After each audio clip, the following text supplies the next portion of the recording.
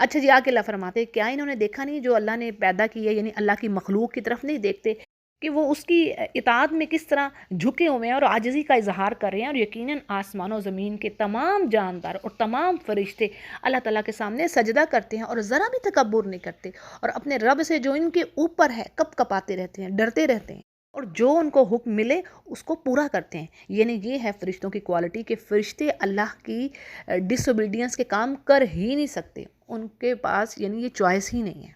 اور آگے اللہ کہہ رہا ہے کہ میرے علاوہ دو الہ نہ بناؤ، معبود تو صرف وہی ایک ہے۔ یعنی اگر اللہ کے سوا کوئی اور معبود ہوتا تو آسمان و زمین میں یعنی تباہی مچ جاتی، وہ سارا یہ سسٹم قائم رہ ہی نہیں سکتا تھا۔ تو بس تمہارا الہ تو ایک ہی ہے اور اسی سے تم ڈرتے رہو، اور اسی کا ہے جو کچھ آسمانوں اور زمین میں ہے، اور اسی کی عبادت لازم ہے تم پر، اور تم پھر اللہ کے سوا اوروں سے ڈرتے ہو، اور تمہارے پاس جتنی بھی نعمتیں ہیں سب اسی کی دی ہوئی ہیں، اور جب تمہیں کوئی مصیبت آ جاتی ہے تو تم اس سے فریاد کرتے ہو۔ یعنی دیکھیں یہ بات بھی کافروں کے بارے میں بھی یہ بات آتی ہے نا، سورہ یونس میں بھی بات پڑھی، ایک اور جگہ پر بھی قرآن کریم میں آتی ہے بات، جب کافر سمندری طوفان میں پھنس جاتے ہیں، جب کوئی مددگار نظر نہیں آتا تو پھر خالص اللہ کو پکارتے ہیں، اور پھر جیسے خشکی میں آتے ہیں اگین اسی طرح سے ناشکری کرنا شروع کر دیتے ہیں۔ تو یہی بات یہاں پر آ رہی کہ جیسے اللہ نے ان کی وہ مشکل دور کی تو ساتھ ہی لوگ اپنے رب کے ساتھ شرک کرنے لگ جاتے ہیں، اور یہ کہ ہماری دی ہوئی نعمتوں کی یعنی ناشکری کرتے ہیں نعمتوں کی۔ یعنی انسان کی اس حالت پہ ناشکری کی حالت، یعنی تکلیف، بیماری، تنگ دستی میں اللہ کو پکارنا، اور جیسے ہی پھر دور ہوگی ساری مشکلیں پھر سے وہی بیہودہ کام، وہی ناشکری۔ تو اب اس پر اللہ کہہ رہے ہیں کہ ٹھیک ہے تم اٹھا لو پھر مزے جو تم نے اٹھانے ہیں 4 دن کے، تمہیں پتہ لگ ہی جائے گا کہ کیا ہونا ہے، اور تم سے اس بہتان کے بارے میں بھی ضرور سوال کیا جائے گا، یعنی جو تم یہ کام کرتے ہو کہ جانتے بوجھتے اللہ کی دی ہوئی نعمتوں میں دوسروں کا حصہ مقرر کرتی ہو۔ یعنی اس میں بات یہ ہے کہ یہ پتھر کی مورتیاں، جنات اور شیاطین جن کو یہ اپنا مشکل کشا سمجھتے ہیں کہ یہ ہماری مشکلیں دور کرنے والے ہیں، اب وہ کیا کرتے ہیں کہ ان اپنے یہ جو نذرانے ہوتے ہیں نا، جو قربانیاں، جو نظر نیاز، ٹھیک ہے نا، یعنی اپنے مالوں میں سے کچھ حصہ ان کے لیے مخصوص کرتے ہیں، اللہ کا حصہ رہ جائے تو رہ جائے لیکن ان کے حصے میں کمی نہیں آتی۔ یہ بات سورۃ الانعام میں بھی ہم پڑھیں گے۔ اور پھر مزید گھٹیا کام کیا کہ اللہ کے لیے بیٹیاں مخصوص کرتے ہیں، اور اپنے لیے جو ان کی خواہش ہے، یعنی اپنے لیے بیٹے اور اللہ کے لیے بیٹیاں، یہ سورہ صافات میں بھی اللہ نے فرمایا۔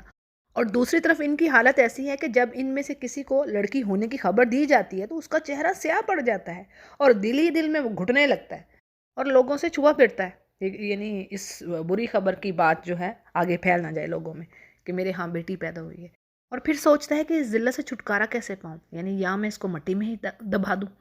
تو اللہ فرما رہے ہیں کہ کیسے برے فیصلے کرتا ہے۔ یعنی بات یہ ہے کہ اللہ لڑکے اور لڑکی میں کوئی فرق نہیں کر رہا، یعنی جنس کی بنیاد پر حقارت اور برتری کا تو کوئی تصور ہے ہی نہیں اسلام میں۔ دیکھیں نا ایکول، جیسے سورۃ الاحزاب میں ہم نے پڑھا نا کہ اللہ نے کہا ہے کہ ذکر کرنے والے مومن اور مومنات، روزے رکھنے والے مومن اور مومنات، یعنی لمبی ایک آیت ہے، اب یہاں پر میں اتنی لمبی ڈیٹیل نہیں رکھ سکتی، یعنی جو بھی نیک اعمال کرنے والے مومن اور مومنات دونوں کو ان کا پورا پورا اجر ملے گا، کسی کے جنس کی وجہ سے کوئی کمی نہ ہوگی، اور بلکہ مردوں پر تو ذمہ داریاں زیادہ ہیں۔ تو یہاں پر مقصد یہ ہے کہ خود تو لڑکی کی پیدائش پر سیاہ رنگ ہو جاتا ہے اور منہ چھپائے پھرتے ہیں، اور اللہ کی طرف لڑکیاں منسوب کرتے ہیں۔ یعنی کیا ہی بری مثال ہے آخرت پر ایمان نہ رکھنے والوں کی۔ اللہ تو بڑا بلند یعنی پاک ہے، وہ ایسی صفتوں سے وہ تو غالب اور حکمت والا ہے، اور اگر لوگوں کے گناہوں پر اللہ تعالیٰ گرفت کرنا شروع کر دے تو پھر تو ایک بھی جاندار نہ بچے۔ یعنی بہت ساری صفات ہیں اس کی، اس کے پیچھے اس کا علم، اس کی حکمہ، اس کا رحم، وہ غفور الرحیم ہے، وہ مہلت دیتا ہے، وہ برداشت کرتا ہے ان کافروں کی باتوں کو، ورنہ تو اللہ نے کہہ دیا ہے نا سورہ مریم میں کہ جو یہ بات کر رہے ہیں کہ اللہ اولاد رکھتا ہے، زمین شک ہو جائے اس بات پر، آسمان پھٹ پڑے اور پہاڑ ریزہ ریزہ ہو جائے، اتنی بڑی بات یہ منہ سے نکالتے ہیں۔ لیکن بات یہ ہے کہ اللہ تعالیٰ ان کو مہلت دے رہا ہے، وقت دے رہا ہے ایک مقررہ مدت تک، اور جب وہ وقت آ گیا تو ایک گھڑی نہ پیچھے ہونی ہے نہ آگے، اور یہ اللہ کے لیے وہ چیز بناتے ہیں جو یہ خود ناپسند کرتے ہیں، یعنی بیٹیاں۔ اسی طرح اللہ کے ساتھ ناانصافی کا معاملہ کرتے ہیں، یعنی ان کی زبانیں جھوٹ بولتی کہ ان کا انجام اچھا ہے۔ اگر دنیا میں اللہ نے ان کو مال و دولت دے رکھا ہے تو آخرت میں بھی کوئی اللہ نے وعدہ کر رکھا ہے ان سے؟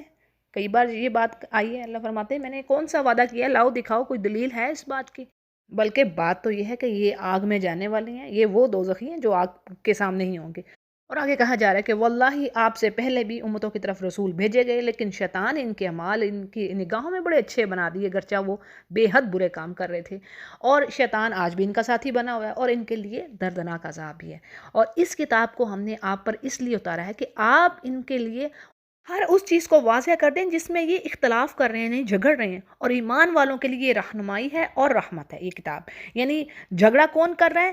جیسے یہود و نصارہ کے درمیان، اور اسی طرح مجوسیوں اور مشرکوں کے درمیان، اور اسی طرح دیگر اہل ادیان یعنی جو دوسرے لیجنز کے لوگ ہیں ان میں بھی جو اختلافات ہیں، تو اللہ نے ان سب کو دور کرنے کے لیے اس کتاب کو بھیجا جو حق بات کر رہی ہے کہ یہ ہے تمہارے رب کی طرف سے جو تمہارا خالق ہے۔ اب اس کتاب کو پڑھو، سمجھو اور اس پر عمل کرو۔ اب جو نہیں لے رہا تو وہ تو خسارے میں ہے۔ ہاں، ایمان والوں کے لیے یہ رحمت ہے اور رہنمائی کی بات ہے۔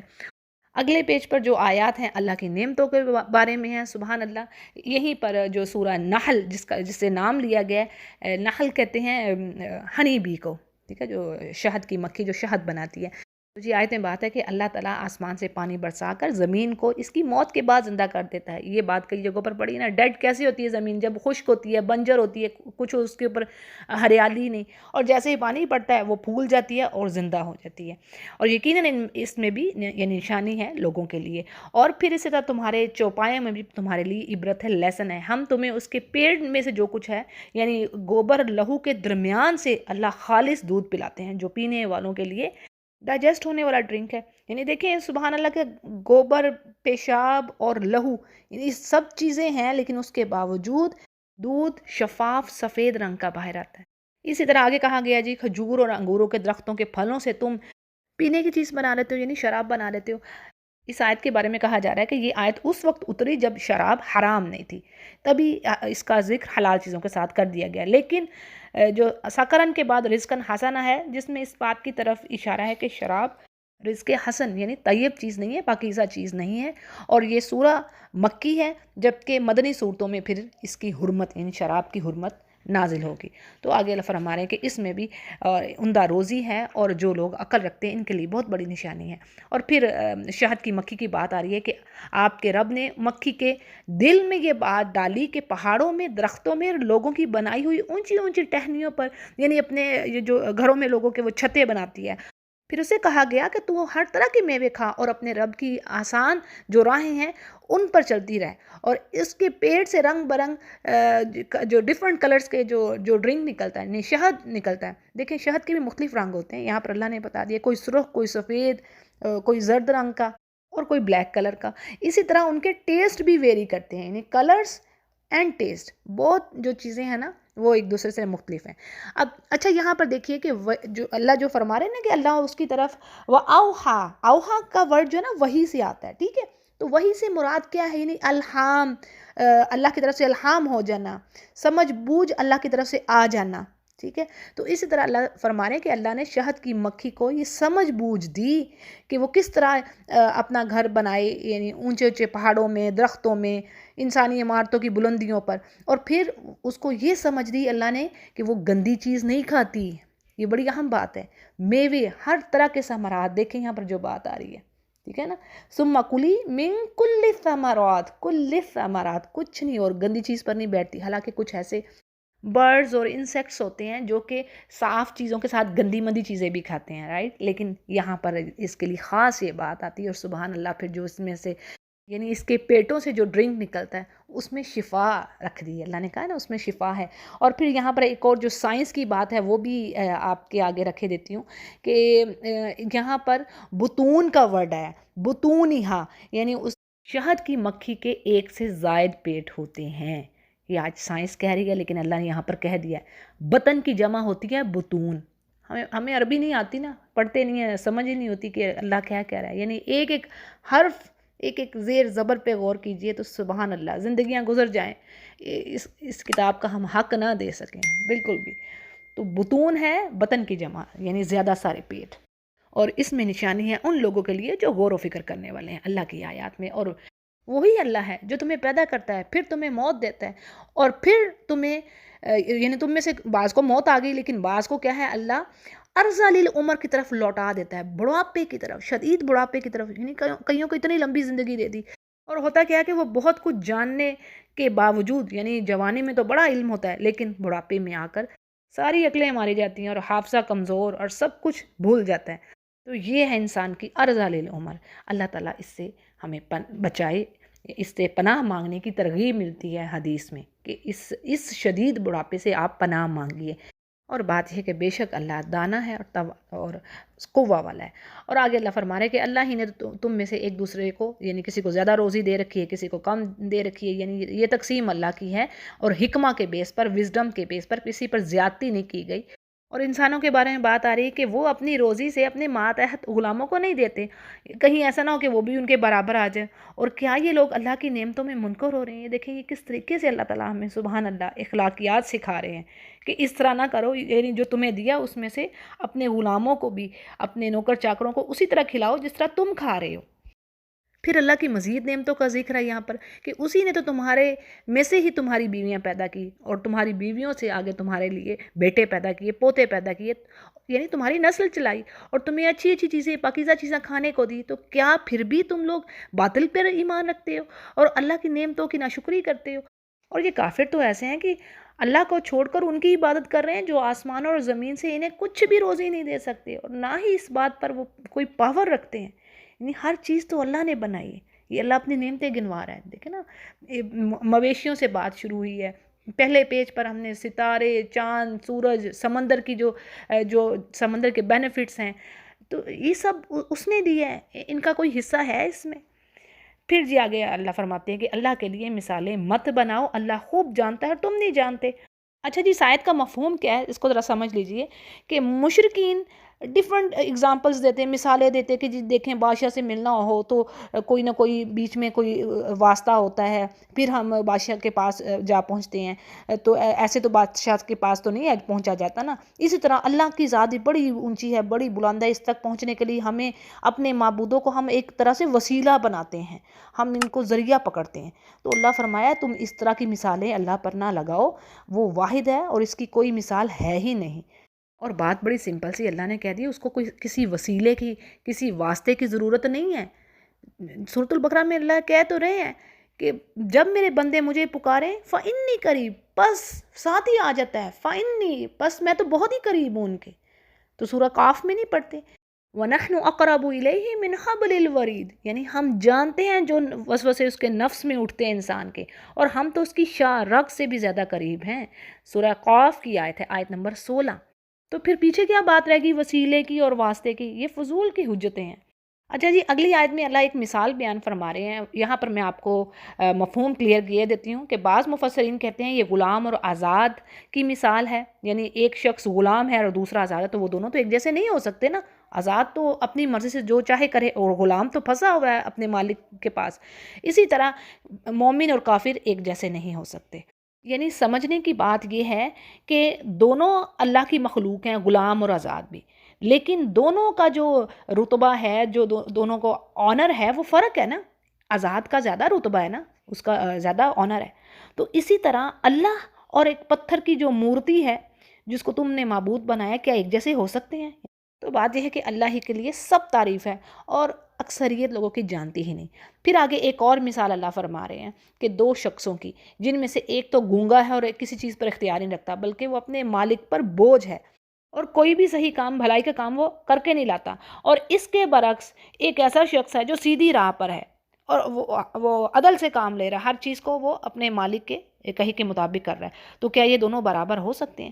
پھر آگے کہا جا رہا ہے کہ جی آسمانوں و زمین کا غیب، یعنی ان سین کو جاننے والا تو صرف اللہ ہی ہے، اسی کی ذات جانتی ہے۔ اور قیامت کا کام تو ایسا ہے کہ جیسے آنکھ کا جھپکنا، یعنی کیا بات پتہ چل رہی ہے؟ گویا قیامت بالکل قریب ہی ہے، اور یعنی بلکہ اس سے بھی زیادہ قریب کی بات ہے، اور بے شک اللہ ہر چیز پر قادر ہے۔ پھر آگے کہا جا رہا ہے کہ اللہ نے تمہیں تمہاری ماؤں کے پیٹوں سے نکالا، اور اس وقت تم کچھ بھی نہیں جانتے تھے، اور اسی نے تمہارے کان اور آنکھیں اور دل بنائے کہ تم شکر گزاری کرو، یعنی یہ تمہیں صلاحیتیں دی تاکہ تم اس سے اللہ کے شکر گزار بندے بنو، نہ کہ ناشکری کرو، سمجھو، سنو اور غور و فکر کرو۔ اور آگے پرندوں کی بات ہو رہی ہے، کیا ان لوگوں نے پرندوں کی طرف نہیں دیکھا کس طرح وہ ہوا میں اللہ کے تابع ہیں، اور کون ہے ان کو تھامنے والا؟ اس فضا میں سوائے اللہ کے، اور بے شک اس میں بھی نشانی ہے ان لوگوں کے لیے جو اللہ کی آیات پر ایمان رکھنے والے ہیں۔ پھر آگے اللہ فرما رہے ہیں کہ اسی نے تو تمہارے لیے بنایا تمہارے گھروں کو ٹھہرنے کی جگہ، قرار کی جگہ، یعنی سکون کی جگہ، اور پھر جانوروں کی کھالوں سے بھی تم گھر بناتی ہو جنہیں تم ہلکا پھلکا پاتی ہو، یعنی لائٹ ہوتے ہیں، لائٹ ویٹ ہوتے ہیں، اور ٹریول میں اور اس طرح ٹھہرنے کے دن میں استعمال کرتے ہیں۔ یعنی یہاں پر چمڑے کے جو خیمے ہوتے ہیں ان کی بات ہو رہی ہے کہ جن کو انسان ٹریولنگ میں یوز کرتا ہے، یعنی جہاں ضرورت پڑی اس کو لگا لیا۔ اسی طرح جانوروں کی اون میں، ان کے بالوں میں اللہ نے بہت سارے یعنی بینیفٹ رکھ دیے ہیں، سامان ہے، اور یہ فائدے کی چیزیں ہیں تمہارے لیے ایک مقررہ مدت تک، وہی قیامت کے دن تک کی بات آ رہی ہے جی۔ اور جو انسان کے موت کا وقت آ گیا اس کے لیے وہی ٹائم ہے۔ پھر اسی طرح آگے اللہ فرمانے کہ اللہ نے تمہارے لیے ان پیدا کردی چیزوں میں سے سائے بنائے ہیں، یعنی تمہارے شیڈوز ہیں۔ پھر اسی طرح اور اسی نے تمہارے لیے پہاڑوں میں غار بنائے اور تمہارے لیے کرتے بنائے تمہیں، تاکہ وہ یعنی تمہارے لیے لباس بنائے، تمہیں گرمی سے بچائیں، سردی سے بچائیں، اور ایسے لباس بھی بنائے جو تمہیں لڑائی کے وقت کام دیں، بینیفٹ دیں، یعنی جنگی لباس اور جنگی ہتھیار بھی بھی تو اللہ کی دین ہے نا، کہ اسی نے سمجھ دیا انسانوں کو۔ اور سب سے پہلے آپ کو پتہ ہے نا لوہے کو کس کے ہاتھ میں اللہ نے نرم کیا؟ داؤد علیہ السلام کے۔ وہ بناتے تھے جنگی زریں، جنگی لباس، پڑھا ہے نا یہ سورۃ الانبیاء میں۔ اور بات یہ ہے کہ اللہ اپنی نعمتوں کو پورا کر رہا ہے تم پر تاکہ تم فرما بردار ہو جاؤ اس کے۔ پھر بھی اگر تم منہ موڑ رہے ہو تو اے نبی آپ کا کام ہے تبلیغ کر دینا، یعنی آپ پر تو یہی ہے کہ آپ ان کو پہنچا دیجئے اللہ کی بات۔ اور یہ اللہ کی نعمتوں کو جانتے پہچانتے ہوئے، یعنی نعمتیں بھی استعمال کر رہے ہیں پھر بھی منکر ہو رہے ہیں اس کے، تو ان میں سے اکثریت ناشکروں ہی کی ہے۔ اللہ تعالی ہمیں شکر گزاروں میں سے کرے یا رب۔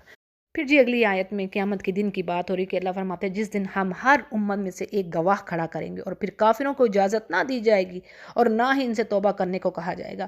یعنی ہر امت پر اس امت کا پیغمبر گواہی دے گا کہ میں نے ان کو اللہ کا پیغام پہنچایا لیکن انہوں نے اس کی پرواہ نہیں کی، اور کافروں سے کوئی بھی عذر ایکسیپٹ نہ ہوگا، کوئی بھی ایکسکیوز نہیں لیا جائے گا۔ اور اسی طرح پھر امت محمدیہ بھی گواہی دے گی، نبی کریم صلی اللہ علیہ وسلم بھی گواہی دیں گے، ٹھیک ہے۔ پھر آگے اللہ فرما رہے ہیں جب یہ ظالم عذاب کو دیکھ لیں گے تو پھر وہ عذاب نہ ان سے ہلکا ہوگا اور نہ ہی ان کو مہلت دی جائے گی۔ اور جب مشرکین اپنے ان شریکوں کو دیکھ لیں گے جن کو وہ اللہ کے ساتھ پارٹنر بنا رہے تھے، تو کہیں گے کہ اے ہمارے رب، یہ تو وہی شریک ہیں جنہیں ہم تجھے چھوڑ کر پکارتے تھے۔ تو وہ جو ان کے معبود ہوں گے وہ ان کی اس بات کی نفی کریں گے کہ ہمیں تم اللہ کا شریک ٹھہراتے ہو، یہ تو بڑی جھوٹی بات ہے، اللہ کا شریک کیسے کوئی ہو سکتا ہے، اور ہم تو تمہاری عبادت سے بھی بالکل بے خبر ہیں، ہمیں نہیں پتہ اس چیز کا۔ سورہ یونس میں بھی ہم یہ بات پڑھیں گے، یعنی یہ جو ان کی آپس میں بات چیت ہے۔ پھر ہوگا کیا، یعنی ان کی حالت ایسی ہوگی اس دن کہ اللہ کے سامنے بڑے اطاعت گزار بن کے بیٹھے ہوں گے، اور جو بہتان بازیاں کرتے تھے دنیا میں وہ سب گم ہو جائیں گی۔ اور اللہ فرماتا ہے کہ جنہوں نے کفر کیا اور اللہ کی راہ سے روکا لوگوں کو، انہیں عذاب پر عذاب ہم دیتے چلے جائیں گے، اور یہ بدلہ ان کی ان شیطانیوں کا اور فتنے پھیلانے والی حرکتوں کا ہوگا۔ پھر آگے اللہ فرما رہا ہے کہ جس دن ہم ہر امہ میں سے انہی میں سے ایک ان کے مقابلے میں ایک گواہ کھڑا کریں گے، اور اے نبی آپ کو بھی ان پر گواہ لائیں گے۔ یہ بات گزر چکی ہے نا، پہلے بھی ڈیٹیل ہوگی کہ ہر نبی اپنی امت پر گواہی دے گا، اور نبی صلی اللہ علیہ وسلم اور آپ کی امت کے لوگ انبیاء کے بارے میں گواہی دیں گے کہ یہ انبیاء سچے ہیں، انہوں نے اپنی قوموں تک پیغام پہنچایا۔ صحیح بخاری اس کو روایت کرتے ہیں۔ اور آگے کہا جا رہا ہے نبی سے کہ ہم نے آپ پر یہ کتاب نازل فرمائی ہے جس میں ہر چیز کا یعنی کھلا بیان ہے۔ کتاب سے مراد اللہ کی کتاب، اور نبی کریم صلی اللہ علیہ وسلم کی جو تشریحات ہیں، احادیث ہیں، وہ بھی اللہ کے یعنی وہ بھی اللہ ہی کی بات ہے۔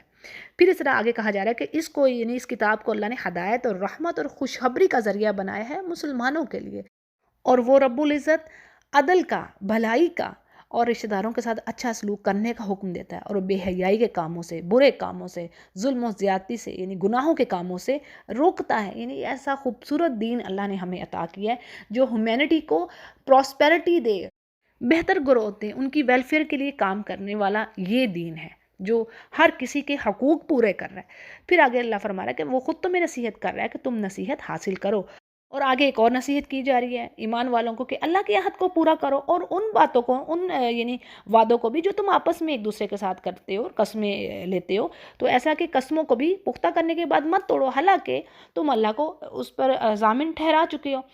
دیکھیں اسلام میں وعدہ پورا کرنے، یعنی کسی سے وعدہ کیا ہے، ایگریمنٹ کیا، اس کو ضرور پورا کیا جائے، اس پر بہت زور دیا جاتا ہے۔ اسی طرح جو اچھے کسی کام کے بارے میں قسم کھائی گئی ہے، یعنی اللہ کی نافرمانی کے کام پر قسم نہیں کھائی گئی ہو، اس قسم کو یہ تو نہیں پورا کرنا، یعنی جو نافرمانی کے کاموں پر ہے۔ لیکن اگر کسی اور کام میں کوئی آپ قسم کھا لیتے ہیں کہ ہاں میں ایسا کام، فلاں کام، نیک کام کروں گا یا کروں گی، تو اس کو ضرور پورا کیجیے۔ اور بات یہ ہے کہ تم جو بھی کر رہے ہو اللہ اس کو بخوبی جانتا ہے۔ آگے اللہ نے بڑی عمدہ مثال دے دی ہمیں سمجھانے کو، بڑی زبردست مثال ہے۔ اللہ کیا فرما رہے ہیں کہ دیکھو تم ایسے نہ ہو جانا اس عورت کی طرح کہ جس نے اپنا سوت مضبوطی سے کاتا اور اس کے بعد کاٹنے کے بعد اس کو ٹکڑے ٹکڑے کر ڈالا۔ یعنی جو وعدہ کرتا ہے کسی سے، حلف لیتا ہے، تو وہ ایسا ہی ہے جیسے کوئی عورت سوت کاٹ رہی ہے، اس کے بعد وہ خود ہی ٹکڑے ٹکڑے کر دے اگر آپ اس وعدے کو توڑ دیتے ہیں یا قسم کو توڑ دیتے ہیں۔ پھر آگے اللہ فرما رہا ہے کہ اپنی قسموں کو آپس کے مکر کا ذریعہ نہ بناؤ، یعنی چیٹ کرنے کے لیے، فریب دینے کے لیے دوسرے کو۔ پھر اسی طرح یہ بھی نہ کرو کہ جب تم اگر یہ دیکھ رہے ہو کہ تم زیادہ ہو گئے ہو تو اب یعنی تم بہتر حالت میں ہو، یعنی کہ ہو سکتا ہے کوئی ایگریمنٹ کمزوری کی حالت میں ہو، تو جب تم اپنے آپ کو ذرا تمہاری پوزیشن بہتر ہوگی ہے جو عام الفاظ میں آپ کو سمجھانے کے لیے، تو اب تم اس ایگریمنٹ کی کوئی کیئر نہ کرو۔ تو یہ چیز اللہ نے سختی سے منع کی ہے۔ یعنی یہ اخلاقی پستی کی ایک مثال ہے جو کہ زمانہ جاہلیت میں ہوتی تھی، تو اب مسلمانوں کو یہ جو اخلاقی مینرز ہیں نا وہ سکھائے جا رہے ہیں۔ اور یہ اللہ نے فرما دیا کہ یہ جو عہد کی پاسداری ہے وہ بھی اسی لیے کہ تاکہ اللہ تمہیں آزمائے، اور پھر قیامت کے روز یقیناً جو بھی تم کرتے رہے ہو ہر چیز کو اللہ کھول کر بیان کر دے گا، جس چیز میں بھی تم اختلاف بھی کرتے تھے۔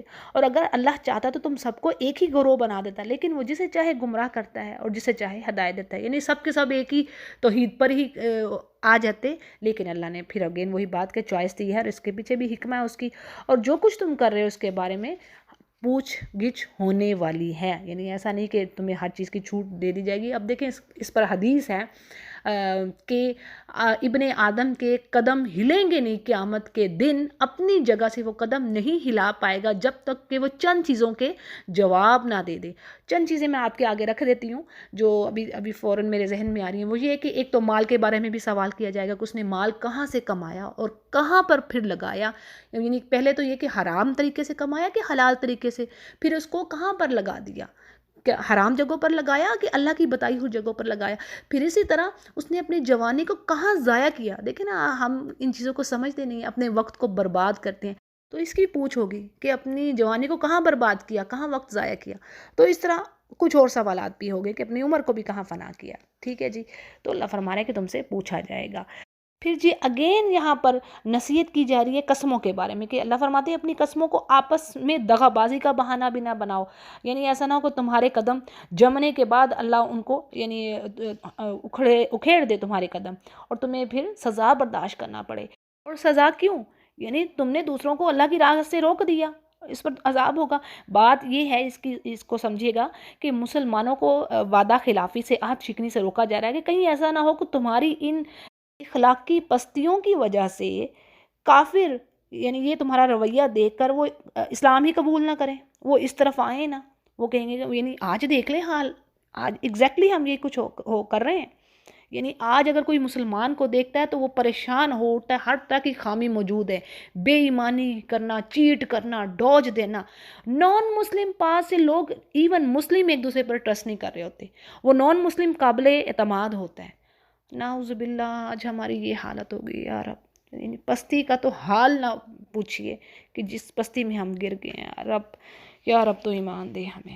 اپنے اراؤنڈ آپ دیکھیں نمازیں پڑھ رہے ہوتے ہیں، اتنی بڑی داڑھیاں ہوتی ہیں، اور جب ان لین دین کا معاملہ کرتے ہیں تو اس میں چیٹ کرتے ہیں، فراڈ کرتے ہیں، بے ایمانی ہوتی ہے۔ زمینوں کا لین دین دیکھ لیں آپ پاکستان میں کیسے ہر جگہ پر دھوکہ فریب ہے۔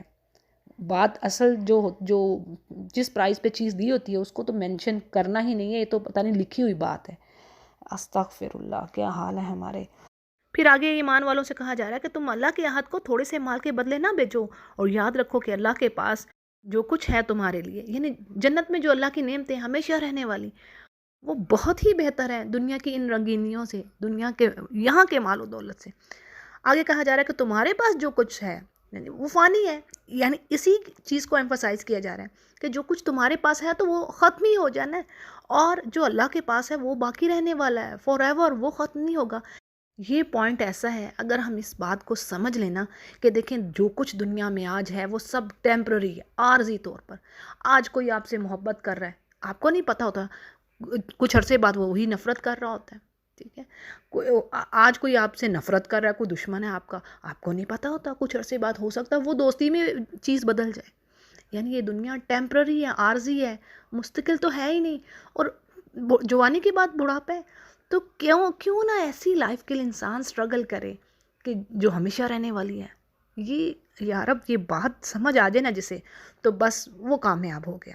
تو جی اللہ کریں کہ جو کچھ ہمارے پاس ہے وہ بہترین ہے اور ہمیشہ رہنے والا ہے، اور صبر کرنے والوں کو ہم بہترین بدلہ دیں گے. اور جو شخص نیک عمل کرے، چاہے مرد ہو یا عورت، پیچھے بھی یہ میں اس کی ڈیٹیل دے چکی، لیکن ایمان والا ہو.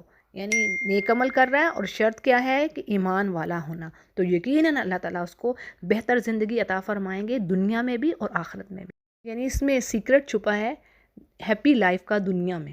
ٹھیک ہے، اگر آپ دنیا میں ہیپی لائف گزارنا چاہتے ہیں تو اللہ کا ذکر کریں، اللہ کو راضی کریں، وہ کام کریں جو اس کی جنت کی طرف لے جانے والے ہیں انشاءاللہ. پھر دنیا بھی اچھی اور آخرت بھی اچھی. یعنی ایسا نہیں کہ خالی آخرت ہی کے لیے کہے جا رہا ہے، اللہ کہہ رہا ہے میں دنیا بھی اچھی بناؤں گا بھی تمہاری، اور جو دنیا میں میرے ذکر سے منہ موڑ ہے تو اس کی میں دنیا کو بھی تنگ بنا دوں گا. جیسے سورہ طٰہٰ میں بات آ رہی ہے، وَمَنْ أَعْرَضَ عَنْ ذِكْرِي فَإِنَّ لَهُ مَعِيشَةً ضَنْكًا، اس کی زندگی بھی دکھوں اور تکلیفوں سے ہی بھری ہوگی. لازم بات ہے، اللہ نے کہہ دیا کہ میرے ذکر میں ہی سکون ہے، اور کہیں سکون ہی ملے گا تمہیں. اچھا جی، پھر آگے نصیحت کی جا رہی کہ جب آپ قرآن پڑھنے لگے تو کیا کریں. یعنی قرآن پڑھنے سے پہلے شیطان سے اللہ کی پناہ طلب کر لو. ٹھیک ہے، اعوذ باللہ من الشیطان الرجیم ضرور پڑھ لیجئے، یہاں پر یہ حکم دیا جا رہا ہے. اور آگے کہا جا رہا ہے کہ یہ جو شیطان ہے نا، اس کا وار ایمان والوں پر، جو اللہ پر بھروسہ رکھنے والے ہیں ان پر نہیں جلتا. ہاں، اس کا غلبہ ان پر چلتا ہے جو اللہ کا شریک ٹھہراتے ہیں، جو شرک کرتے ہیں، جو مشرکین ہیں. اور پھر آگے کہا جا رہا ہے کہ بے شک ہم کسی آیت کو بدل کے اس کی جگہ دوسری آیت لے آئیں. اسی طرح آیت کے منسوخ ہونے کے بارے میں بھی سورۃ البقرہ میں ہم نے پڑھا. تو بات یہ ہے کہ اللہ تعالیٰ فرماتے ہیں کہ اسے خوب علم ہے اور ہر کام اس کی حکمت کی بیس پر ہے.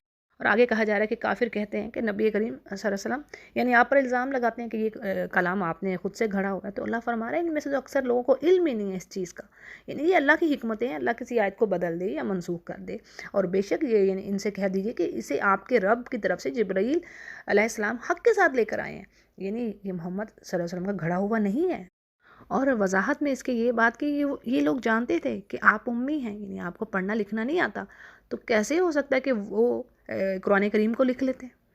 پھر آگے کہا جا رہا ہے کہ تاکہ اس سے ایمان والوں کو اللہ تعالیٰ دین پر استقامت عطا فرمائے اور مسلمانوں کو رہنمائی اور بشارت ان کے لیے ہے، یعنی یہ قرآن کریم. اگلی آیت میں اللہ فرما رہے ہیں کہ ہمیں خوب پتہ ہے یہ کافر کیا کہتے ہیں، یعنی کہ محمد صلی اللہ علیہ وسلم کو کوئی آدمی قرآن سکھاتا ہے. اور اللہ فرما رہے ہیں جس کی نسبت یہ بات کر رہے ہیں وہ تو عجمی ہیں، یعنی انہیں تو عربی زبان بولنی بھی نہیں آتی. اب اس سے کیا مراد ہے، یہاں پر بتایا گیا تفسیر میں کہ بعض غلام تھے جو تورات اور انجیل سے واقف تھے. پہلے وہ عیسائی یا یہودی تھے، پھر مسلمان ہو گئے. تو یہ مشرکین کہنے لگے کہ فلاں فلاں محمد صلی اللہ علیہ وسلم کو قرآن سکھاتا. تو اللہ نے جواب میں فرمایا یہ جن آدمیوں کو تم نام لے رہے ہو انہیں تو عربی زبان صحیح طرح سے بولنی نہیں آتی. یہ تو قرآن ایسی عربی زبان میں اترا ہے جو فصاحت اور جس کی جو بلاغت ہے وہ ایک یعنی میریکل ہے، اس کی مثال نہیں ملتی. اور اللہ نے تو چیلنج کیا ہوا ہے کہ تم اس جیسی کوئی سورہ بھی ایک ہی بنا کر لے آؤ.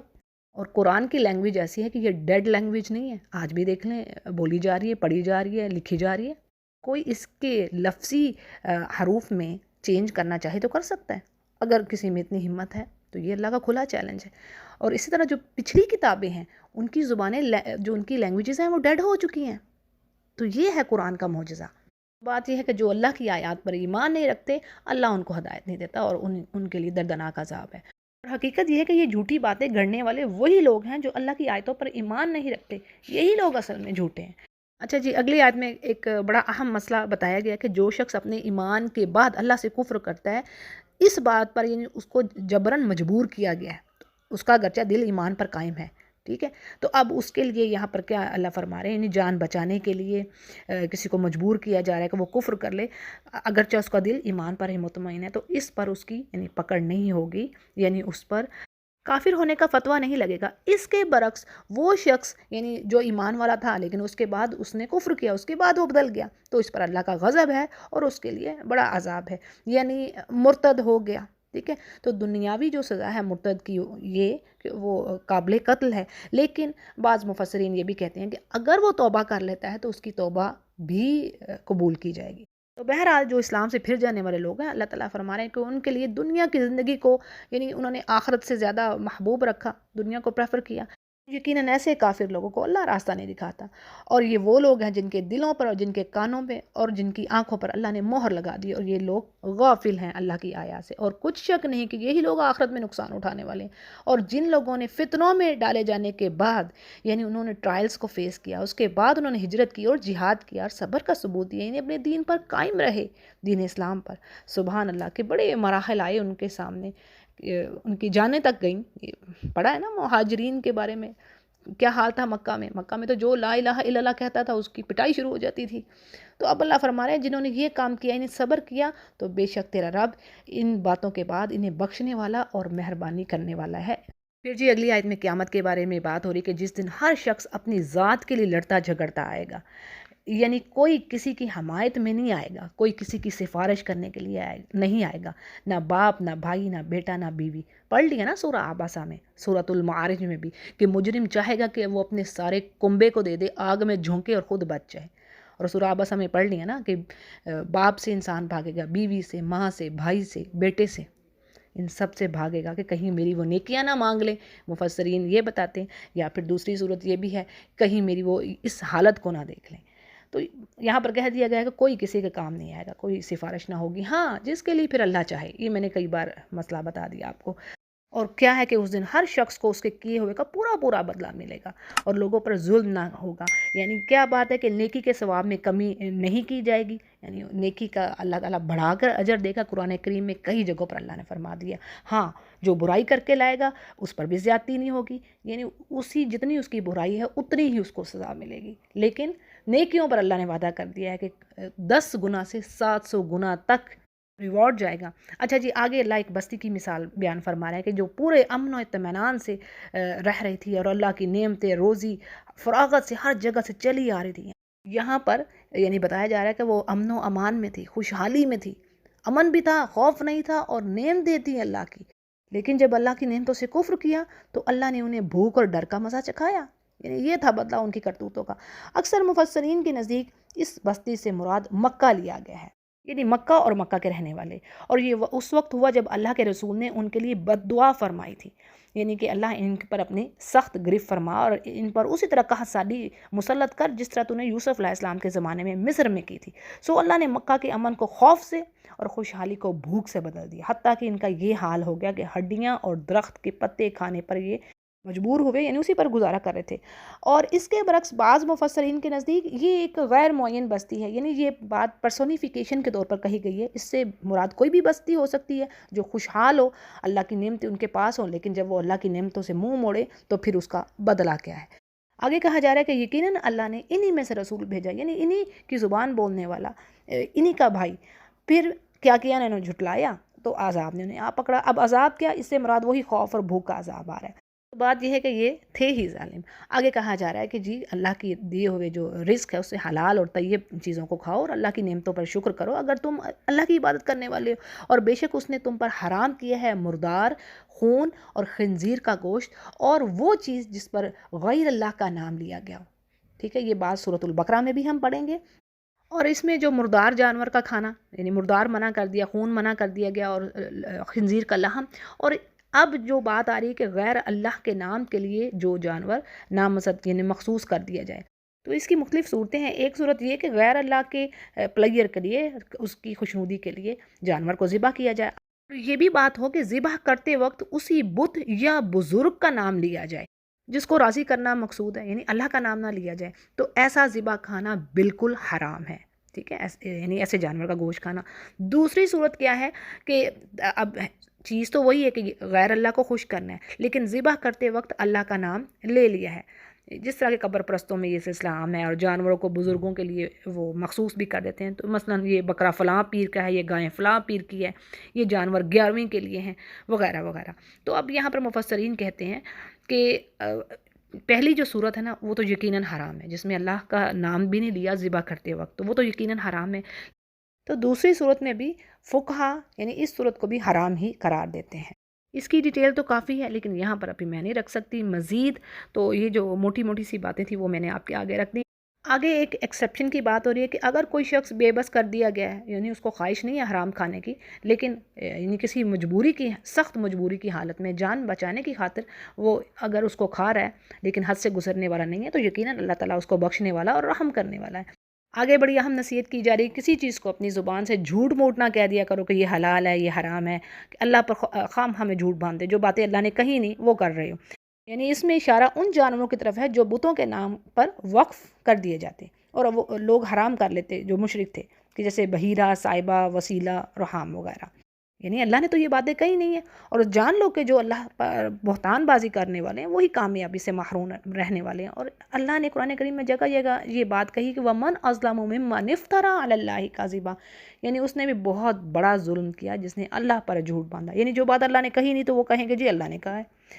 پھر اللہ فرما رہے ہیں کہ انہیں بہت معمولی فائدہ ملتا ہے دنیا کا، اور دردناک عذاب ہے ان کے لیے یعنی آخرت میں۔ اگلی آیت میں یہودیوں کا ذکر ہے کہ اللہ نے جو کچھ ان پر حرام کیا تھا ان کو پہلے ہی اللہ نے یعنی کتاب میں بتا دیا تھا، اور اللہ نے ان پر ظلم نہیں کیا بلکہ یہ خود ہی اپنی جانوں پر ظلم کرتے رہے۔ یعنی اللہ نے جس طرح ہمیں یہ منہج دیا ہے کہ یہ چیز حرام ہے یہ حلال ہے، اسی طرح ان کی کتابوں میں بھی ہے، بڑے بڑے علماء ہیں، مکاتب تھے ان کے، تو اللہ نے ہر چیز واضح کی تھی ان کے لیے۔ ہاں اب انہوں نے اپنی کتابوں میں چینجز کی، یعنی خود ہی اپنی جانوں پر ظلم کیا۔ اچھا جی، آگے ایک بڑی اہم بات کہی جا رہی ہے کہ اللہ فرما رہے ہیں کوئی جہالت سے برے عمل کر لیتا ہے، خطا کر لیتا ہے، پھر وہ توبہ کر لیتا ہے اور اصلاح بھی کر لے، یعنی توبہ کرنے کے بعد اس کام کو چھوڑ دے، تو کیا ہے کہ بے شک آپ کا رب بڑا بخشش کرنے والا ہے اور رحم کرنے والا ہے، مہربان ہے۔ اور پھر جی آگے ابراہیم علیہ السلام کی بات آتی ہے کہ بے شک ابراہیم لیڈر تھے، امام تھے، اور اللہ کے فرما بردار اور ایک یک طرفہ مخلص تھے، وہ مشرکوں میں سے نہ تھے، اور اللہ تعالیٰ کی نعمتوں کے شکر گزار تھے، اور اللہ نے انہیں اپنا خاص برگزیدہ بندہ بنایا اور انہیں ہدایت کا راستہ دکھایا، اور دنیا میں بھی اللہ نے ان کو زبردست یعنی بھلائیاں عطا کی، اور آخرت میں تو وہ ہیں ہی لازمی یعنی نیکوکاروں میں سے ہیں۔ اور پھر اللہ تعالیٰ فرما رہے ہیں کہ اے نبی ہم نے آپ کی طرف وحی بھیجی کہ آپ ملت ابراہیم کی ہی پیروی کریں، یعنی آپ انہیں کے نقش قدم پر چلیں۔ پھر جی آگے یہودیوں کے ہاں جو ان کا سیکرڈ ڈے تھا یعنی عظمت والا دن ہفتہ، اس کے بارے میں اللہ فرما رہے ہیں کہ یہ جنہوں نے اس میں اختلاف کیا، اب اختلاف کیا تھا تو اس کی ڈیٹیل کچھ اس طرح مل رہی ہے تفسیر میں کہ موسیٰ علیہ السلام نے ان کے لیے جمعہ کا دن مقرر کیا تھا، لیکن بنی اسرائیل نے ان سے اختلاف کیا اور ہفتے کا دن عبادت کے لیے پسند کر لیا، اور اللہ نے فرمایا موسیٰ انہوں نے جو دن پسند کیا ہے اسی کو آپ رہنے دیں۔ اور بعض کہتے ہیں کہ اللہ نے انہیں حکم دیا تھا کہ تعظیم کے لیے ہفتے میں کوئی ایک دن چوز کر لو، اور جس کی تعین میں ان کے درمیان اختلاف ہوا، یعنی آپس میں ہی وہ ایگری نہیں کر رہے تھے، بس یہود نے اپنے پھر اجتہاد سے ہفتے کا دن، اور عیسائیوں نے اتوار کا دن اور جمعہ کے دن کو اللہ نے مسلمانوں کے لیے پھر مخصوص کر دیا۔ اور بعض کہتے ہیں کہ جو عیسائی تھے انہوں نے اتوار کا دن یہودیوں کی مخالفت کی وجہ سے رکھا۔ تو جی یہ یہاں پر ڈیٹیل میں بات آ رہی ہے۔ تو بات یہ ہے کہ یہ جو اختلافات ہیں ان میں فیصلہ اللہ قیامت کے دن کر دے گا۔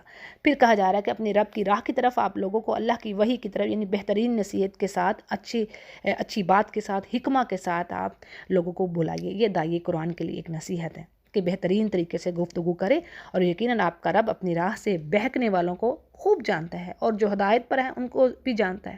اور آگے ایک اور نصیحت تمام امت کے لیے کہ اگر تم بدلہ لینا چاہتے ہو جو کسی نے تم پر زیادتی کی تو بالکل اتنا ہی لو جتنا تمہیں صدمہ پہنچا ہے، اور اگر تم صبر کرتے ہو تو بے شک صبر کرنے والوں کے لیے تو بہترین بدلہ ہے۔